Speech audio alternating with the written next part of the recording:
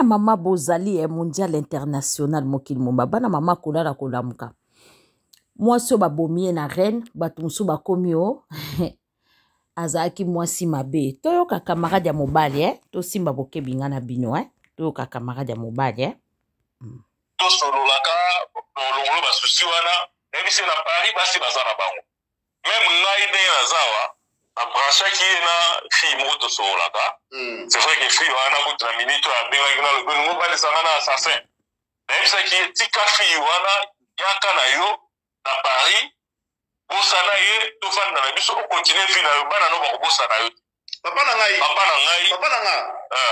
voilà libre va de continuer maître Marco Marie Moutalongola Ekin voilà Marie Moutalongola Ekin na ye na poto yenda bengisa ye c'est ça c'est vrai Marie Moutamema ye na poto Marco afutelo côté OK Marco afutelo côté Marie ayaka na ba conteneur na ye na Kinshasa atekaka mais abali po Marie aza française la nationalité père basali mariage donc Marco a visa facile pour abali français. OK d'accord sikoyo na continuer kamu Marco na pesi conseil na le longwa kuna yaka na Paris awa ozomwa sina obana bakobosa na oti papa nanga ayokelaki ngai camarade nanga aye na Paris mais akomela pa na ngai te akomeli pa petit frère na biso moko na Saint-Denis tozapika na balabala moko kaka bana nzobe na bandal akomi pa petit frère na ngana na Saint-Denis azovanda wana tozosolola mais komoni iko calme dit na rien na sala même agressé pour la vraiment parce que nazaki isolé na banda na journée mobimanga moko na chambre mais awa na obanda bien mais problème na za nango ezaki mukanda na ngai fuelala sikoyo pona renouveler ekosenga ngai il faut Marie atindelanga ba document mosusu il faudra kende kutu reine pona zo ba document pa ya femme comme ça na renouveler mukanda nanga ando balanga za mwasi mabe tala ba neo to sali to boti bene bana mibale normalement fa na zo déjà mukanda 10 ans mais si le long na ba 1 an parce que yende compliqué ngai yende préfet ko ozala na mukanda na avant longwa na reine wana leki na ya mwasi akufaki mama na biso Marie pe ya son âme malgré baboyanaki apesaki maître afutelaki billet et puis aremetaki mbongo akindokunda leki na ya mwasi malgré baboyanaki malgré baboyanaki Marie parce que camarade nanga utaki prison ane lo côté aosala te babengi camarade nanga iki leki no mwasi akufi mama Marie na kimutema na ye parce que faut pas tout le baraka mabe ya mutabola munaye atali papa bana na ngai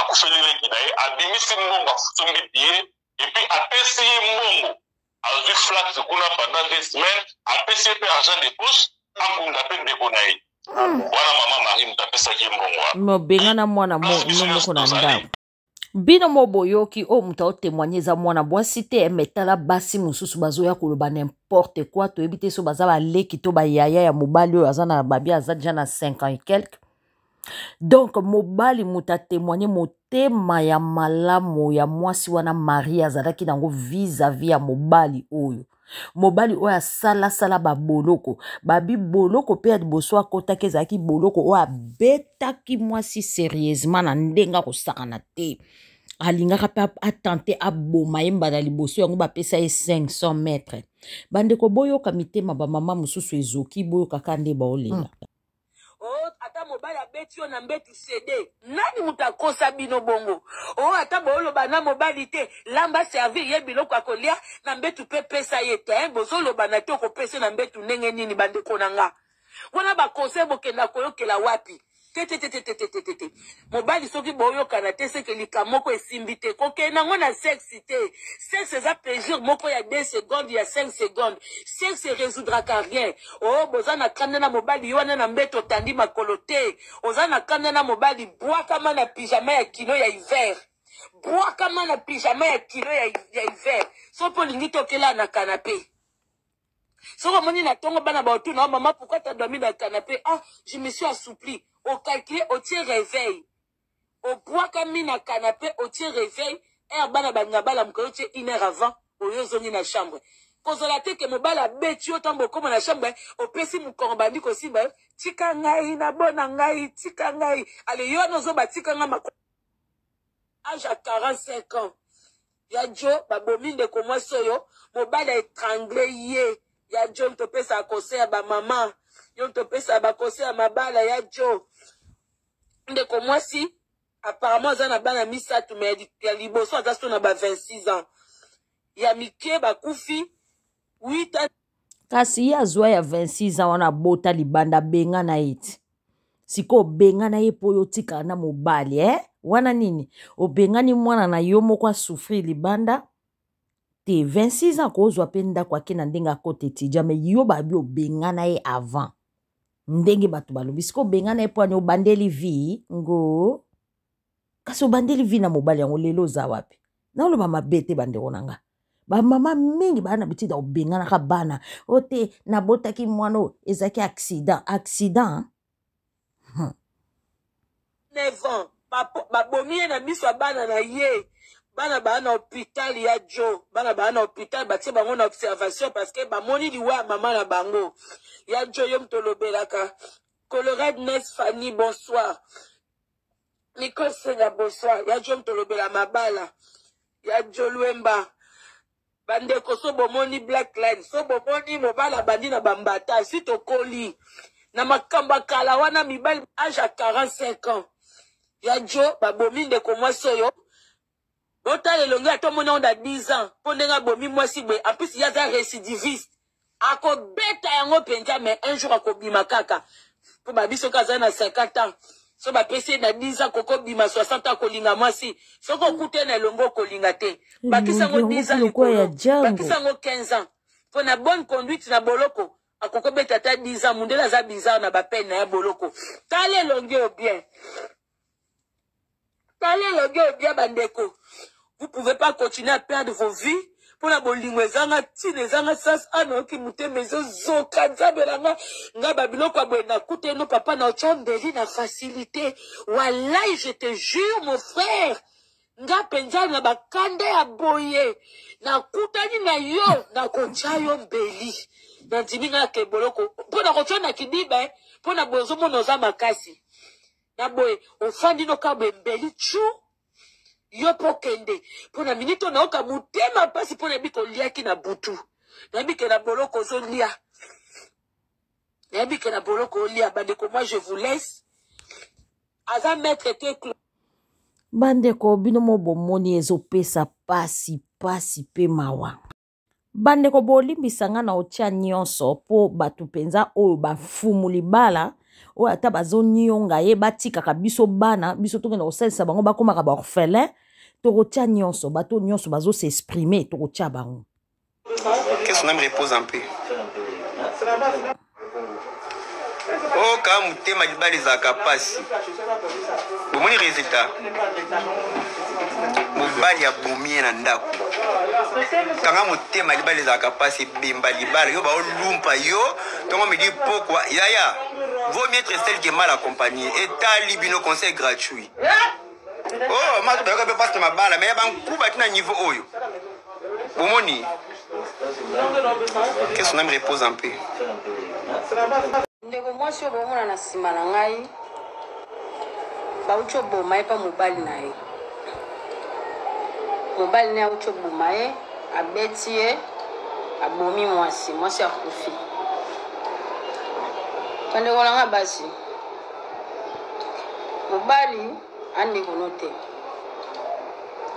kovanda na libala mpona maa te kovanda na libala te parce que mokili fo emona bacamarade fo bamona famille fo emona bato baoseka ngai non vana na libala mpona yo mpe soko omoni ke makambo ezosimba te bomeki kobongisa na moye nyonso omoni ke esimbi te mama bima ata boboti parce que papa abosana bana nete bana mpe babosana papa bango te mais vie na yo nde eza très important ta neti mwasi kitoko aza na nsima nanga mobala auti oboma ye mobala ucho bomaye mibali musu babeta basi ils ont des esprits on des malades on des bana ba problème psychique ils ont des lo mobo ya côté déjà moi si kitoko bo akufi atiki bana oh nyoso peut-être avant de la libala il faut mobala ko changer mais mobile na suka na mobala changer te mais vie na yo ekei bana batikali ba orphelin mobali wana pando beto atikali s'il vous plaît bandeko na ngai raison exacte on va na libala so mobala obeta raison exacte raison libala ngoni opi bol ba libala oh ye moka ki abali mobali na kisasa aye na mobali ya kisasa mobali akuti mwana na ye o akomi na 26 ans siko ba bengana yeso na age 17 ans so na age nini mwana kina ko telingana nyoso tu ba karma pet to boite eza mawa mais uwa mobali o ya sombela nyoso tiko lelela ka bibembele kini akufi ye mta o lelela mobali ba boloko mobali ko mela bimela mela ke libala tate yo on va en place te pour se pelisa ba camarades pour se pelisa famille pour yo andure na kacha ndako wana famille ezate vanda kaka kanga mutema ndeko na biso yo akufi yo pe muto vandi kaka na kanga mutema po mukile mona po mona ka olata alliance oui eza loko le kumo eza loko bien mais ce qu'on va na mobala wa valoriser alliance à la tsote na ma confiance nyoso ngako ndena za bwe kata na relation ka boso mobalo betra na kimi sko mobalo bovane toute une vie à beta combien de coups kozwa tous à la vigilante bandi konanga ko vanda place te pour se pelisa batu pour se pelisa mukili non ndeko na biso ya ucho kufa akufi mobali mutabomie akutena na babandi na nzela te akutena kina muto te mobali oya bala ya pesela mbongo honorer devant tout le monde ya beche ya bomie nina ngwa pesela mbongo kenge tozala vraiment ekenge makasi bandeko basi ozana mobali anyataka ko makofi mama c'est le moment de la décision pour resuka jour so lali bolamu kite nana na lobina siko na maboko bino mobala te pour pesa ba boyo pesa ba conseil oui na bana ngai te mais mobala ko beta nde na uzwa te na boyi na mabala ngomno mabala ye moko uchi ko bala mobali na kisasa yango vioyo bato bosalisa kande baboma bino chanteuse osuba bomiye na mobali na ye pasteur anika kaye soka kepa pasteur mususu kanga mutema boyo kande basi ba okufa Nouveau dossier. Je vous présente cette jolie tata qui chantait pour nous, qui chantait pour l'Éternel. Lorsqu'elle attrape le micro, tu te mets à pleurer, même si tu ne comprends pas ce qu'elle dit. Elle chante tellement qu'elle est remplie tellement d'onction. Mais on ne pouvait pas imaginer ce qui se passait chez elle à la maison. Quand la dame rentrait chez elle à la maison, vous savez que son mari la frappait. Il la frappait, elle avait l'habitude de la frapper, mais cette dame est restée par amour pour ses enfants. Elle est restée par peur que son église la réunit. Donc elle est restée. Lorsqu'elle a dit à son pasteur, mon mari me frappe, le pasteur lui a dit, il faut prier, ça va aller. La dame l'a pris. Tellement qu'elle prie, même quand elle chante, nous autres, on commence à pleurer, on commence à prier aussi. Mais cette dame s'est fait frapper malheureusement par son mari. Il l'a frappé violemment, tellement violemment, il lui a donné un faux coup sur la poitrine. Et il l'a laissé coucher à main le sol et il est sorti pour la laisser comme ça ce sol. C'est les voisins qui sont venus la sortir de là, qui l'ont envoyé à l'hôpital. Malheureusement, elle est restée dans le coma pendant 5 jours et elle est décédée. Elle est décédée, ce même mari s'est rendu à la police. Pour aller dire à la police là-bas que sa femme a des problèmes de gorge et tout.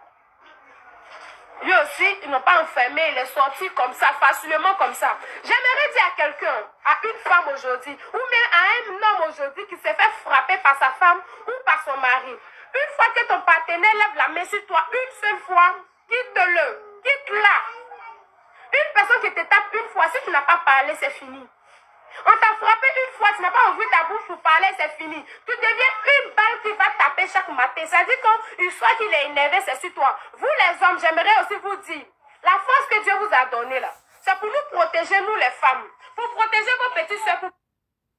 Boyoki, osu mwasi mususu akufi. Sœur en Christ, surtout bango, ba o bayemba tu ba mama mokambi, ukakana bo malibala te. Ata ba obeta ngana dita makaka lokwa naza pasteur a mwasi église ekoloba batu bakoloba siko tango ke na cimetière batu wana koloba balandi okuna na cimetière ba obokola bana na yo nazo adresse na ndeko oyo ozoyoka ngai oyo fumu libala o baobwakela ko soi bazobeta ko baotumbaka bamoto ovai na mobali ya pervers narcissique vanda kaka wana ti okokufa tokolelo nde toleli baninga toza suna makambo oloba te tokoma oloba boye po tolembi yo vandaka wana babetaka yo kaka olakisaka biso kaka bagi baninga nga sina bala yo salaka kaka vandaka kaka wana un jour secret koyebana okozala deya na kati ya cercueil biso te yo moko ozoyoka batémoignage. Nga na koloba maître Marco na vie d'abord soko olingo bala il faut kotuna nzambe parce que maître Marco ayebisaki eloko moko avant à voyager akenda na bima ano prier na bima alobi pasteur wana prophète ou pasteur ayebisa ye namoni ozo voyager nzela na yo eza bien mais yebaki alobi nzela eza bien voyage noko voyager normal c'est-à-dire voyage eza na obstacle te mais nazomona na mboko kokoma c'est comme si molili liboso na yo abi molili eza makasi liboso na yo vraiment ere okoma kuna fo prier makasi mais ere akoma awa omoni kaka nde mpe biso oza okomi na poto makambo wana etali nango susu yo te ya prière donc okomi kaka poto donc kobala mwasi to mobali il faut kotuna volonté ya nzambe parce que ntango otuni volonté ya nzambe nzambe akolakisa o mwasi nino kobala akolakisa mobali nino kobala. Mbote na biso nyonso bayaya yama wakomona ndeko na biso ya mari na kati ya France akufi avandaka na reine ndeko na nga moto abomi ye wana yaya namona bafilme so balobanga so mobali abetinga te nayokaka bien te natumbolaka mobali mpo abeta ngai yaya tika omoni biso basi toyaka fragile so babeti yo meme likofi na motolo na libele ya yo okei surtout na bandoki ya fami so bandai kaka kotambola zingazinga yaya okende bana mibali biso tobotaka bino biso totisaka bino na mokili bandeko na nga pourquoi so likambo ya libosolola atokangi moninga na mabe okangaki na mobali o makambo ya mbongo o nini yaya bosolola eloko nyonso so esimbi te bakabwanaka eloko nyonso na vi soko ezosimba te bokabwani ata tobotisa nga 5 bana tokokabwana parce que lelo biso basi omoni baconséquence eteya biso bamama ezoteya biso toza wana ozosouffrir na libala baninga bakoloba nozoloba ote balingi libala nango ekufa yaya okokufa soki oza na souffrance mutu mosu akobomona kobeta te mutu mosu akobomona mwa tomoni okomi na AVC liboko etengami okomi na bataso kitamata yo kasi koboma ezozala kaka na kobeta nde babomi ndeko na biso maria na papa oyo ya sincere amour ya sincere oyo te koboma ezozala na ndenge ebele mibali bazosala na mokili oyo yaya mibali ebele tolinga bango bazala na bango bandoki ebele tolingaka bazalaka bandoki yo oyebi te mobali alaka ndoki olingi po ti okoma na eta koboma moninga boye non il faut en esprit mabe bandeko na ngai nde tozolinganaka na mibali surtout biso ozovandika basa poto oke kolokota mobali moko na Grèce oke kolokota mobali moko na Tiko oke kolokota na Allemagne oke kolokota na Congo ya yo ye na ye oyebeta dame te lebo lingai mbala moko chérie je t'aime ale bokomotina mitakala ale mobali wana tutututu omemi yene na poto ya yo oyebi mobali wana oyebi soko olingi bamolona to alias karazat bamibale beye balaka bashege na zandu bamibale beye bando obuka bandako ya bato na Congo bamibale bele balaka bafazer lelo bazolelisaka bato awa mingi balaka bato ya pusu na prefe mutu apusu kendake kozwa shege to moyibi oyo andoko obuka bamagaza bato koyiba biloko na zandu akoli aye na poto mibale ebele bakuluna ayiba mbongo ebele aye na poto akomolelisa basi nzoka alaki ne asase esprit wana azotambola nango po komona mobali eloko asali alaka ne kuluna na Congo alaka ne shege alaka bato basala bajidoka ya libanda alaka mutu moko sans valeur parce que mama bana noko omemi ntina eta oyo tata problème osuksi mama bana nzamba kozwa bande Maman fait maman lobi. Abi mba musu baka ba shege baka ba fazer. Ba komanga na poto chance eloko pamba lekinzela Grèce akomi na poto to nature alekinzela nini Maroc. Aoya wata musasa boma bate bele amona ba makila batukuluna. Ya solo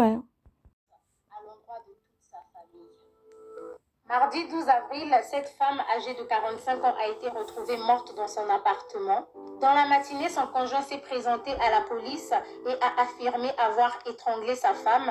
Mardi matin, lorsque la police arrive sur le lieu du crime, il découvre le corps sans vie de la femme et remarque la présence de 2 fillettes de 8 ans et de 9 ans.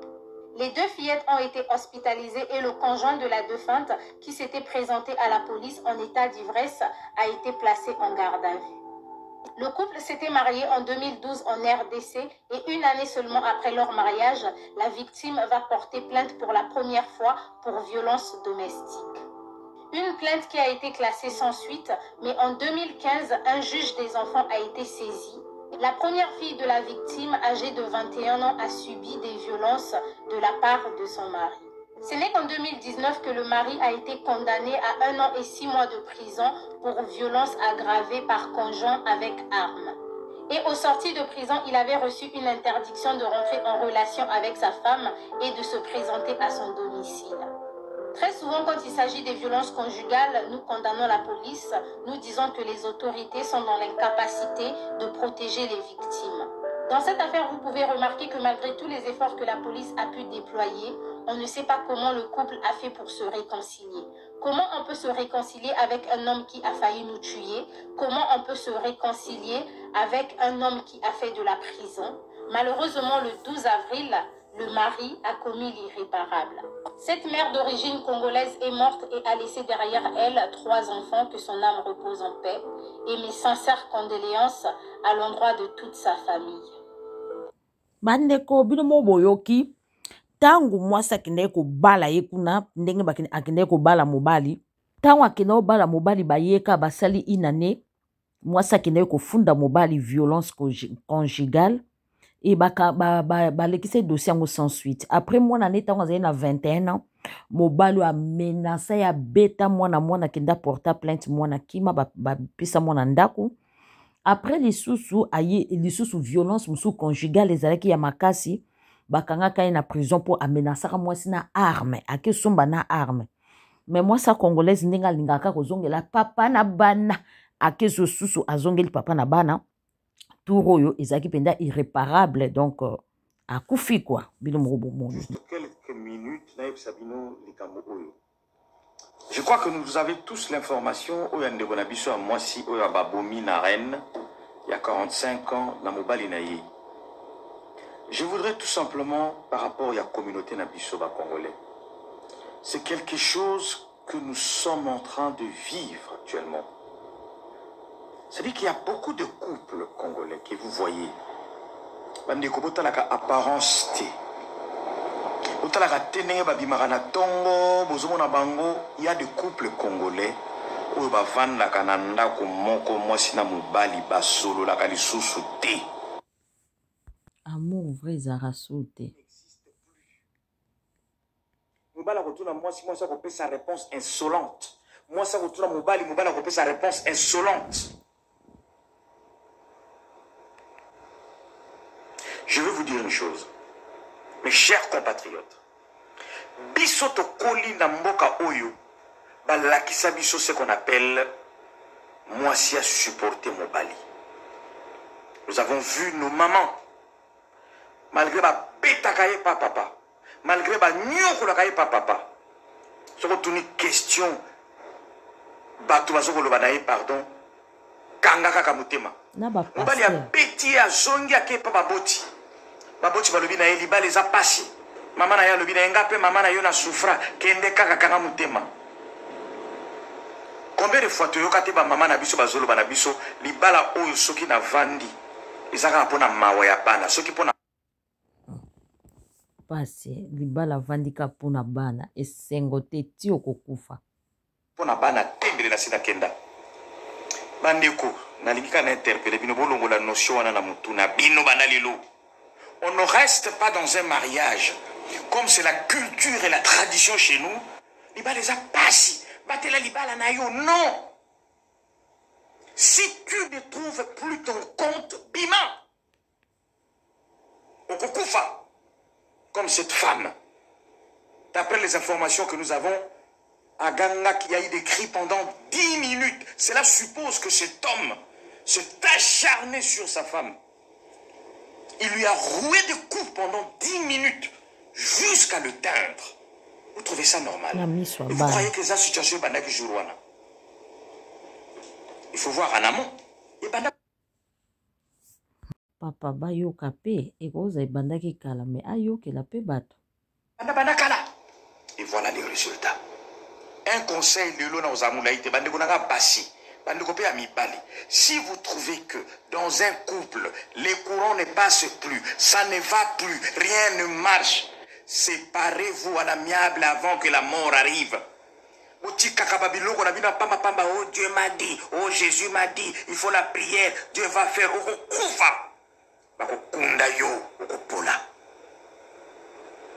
Il n'y a qu'une seule vie. À part celle-ci, il y a peut-être le paradis, mais il y a une seule vie. Cette femme est morte à Tigibana Mibali. Vous allez dire, Mibali pas congolais. Non, Mibali Nyon, mais je parle plus de nous congolais parce que c'est notre communauté. Ma couple belé, vous vivre dans l'hypocrisie. Arrêtez cette hypocrisie. Ce qui est aussi Simbali sous-souté, Bokabwana. Moko Akokufa, le Kola Liseki. On ne joue pas parce qu'il y a un adage français qui dit à 1 mètre de l'amour, il y a la haine. Et la haine, il y a kanasima ya amour. Et ça même plus grave que Mouto Yoyina Badakala. Mouto Yako Bomoka Mwasina yo. Mouto Yako Bomoka Mobali no Wanatu. Sans surprise, combien de hommes, combien de fatoués quand Mobali abomi Mwasina Bana. Mwasi abomi Mobali na Bana. Vous n'avez jamais entendu ça? Bayo kapé. Et mama, ti bana mibali bakomo conseiller biso boye c'est trop, c'est trop. Matingama, oh eza pena matingama. Nzamba sungaka biso na bino paske so tozo vanda kana mabala hypocrisie. He, baliwe koya.